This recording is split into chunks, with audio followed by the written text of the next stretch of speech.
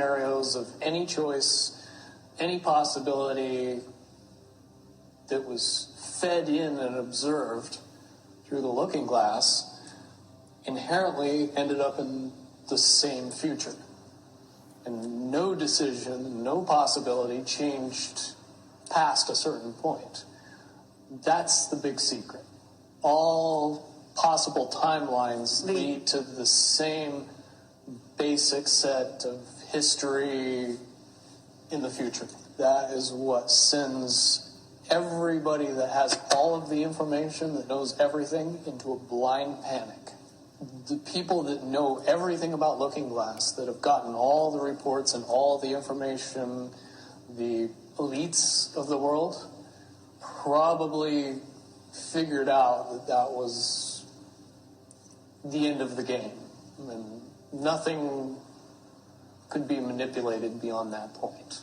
When I was in the military, it would have been before 97 when I got in trouble. One of my particular areas that I was amazingly intuitive about is problem solving / mission planning, or more specifically, taking a bad mission and fixing it. Certainly knowing how string theory and possible futures works makes it so you can work your mind very quickly to see the reality of what's happening and decide what decisions need to be made to change it for a particular outcome. At a certain point, after they're done hearing the computer tell them this is what's going to happen over and over and over and over again, all they become focused on is how do we fix it? What I do know is that I was called in and asked to solve this problem, this timeline contraction problem. And I eventually did my due diligence and did all the investigating, and basically only had one piece of information, and that was reinforcement. The computer's right. The timelines will contract down to some inevitable thing. There is an inevitable event. It's been forecast, it's been predicted, it's been fed to us in a slop trough of what they want us to believe will happen. They don't actually have control over what happens. They only have control over the reaction, and it seems that no matter what they try to do to cause their desired reaction, it's going to have an opposite effect. Much, much easier for me to explain today what that process is as opposed to back then. If I had to give it a name, I would say it's the awakening process.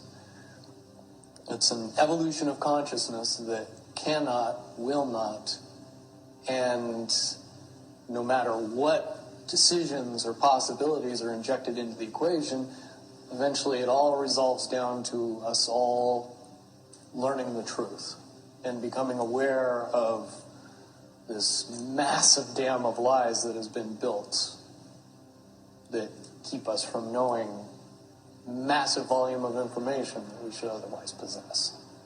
Essentially what happened with Looking Glass, not only did they not want people to use it anymore because they knew it was just going to burp out the same thing, but at the same time they didn't want anybody else to know what it was saying, I'm sure.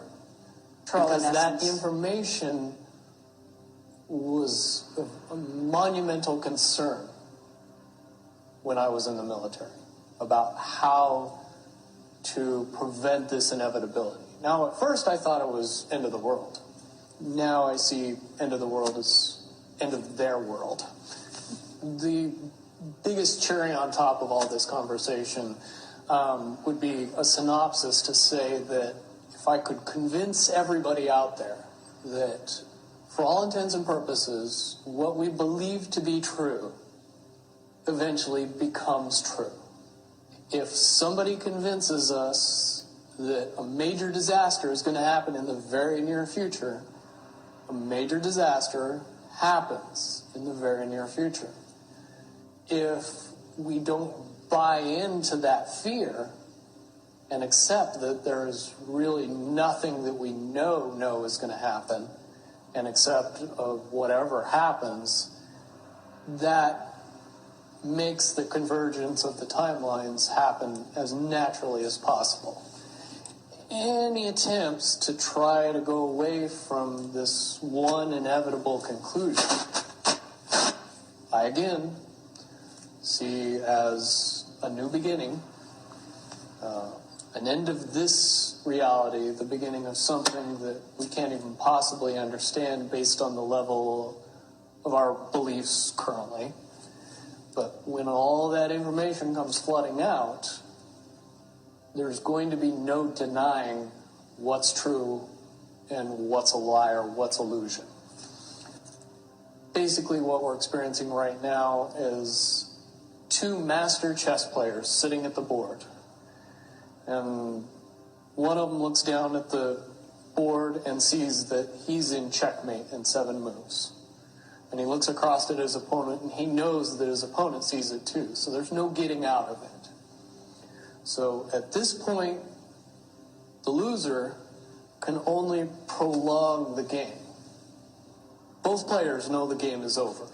It's only a matter of time before he does this, and then you're forced to do this, and then he's forced to do this, and eventually checkmate. We, as a race, if we could understand that the game is over, that based on the rules of the game, the bad guys have already lost, the good guys have already won. Yes, there's moves left on the table, but those moves are being forced by the player that is going to win. The only way that checkmate can't happen is if the player that's winning makes a mistake. But from all of the information that I've gathered, all of the information that's been given, all of the information that's been vetted to me, it seems pretty obvious that the good guy player on the side of the chessboard knows exactly what has to be done to win the game. And so at this point, any mistake would be all but impossible. But again, you really have to understand the game to know that the guy that's losing is lost. And I'm sure most people sitting watching a chess match between two advanced chess players know the game's over long after the two players know it's over. Because they can't see the board and see that there's only 7 moves left.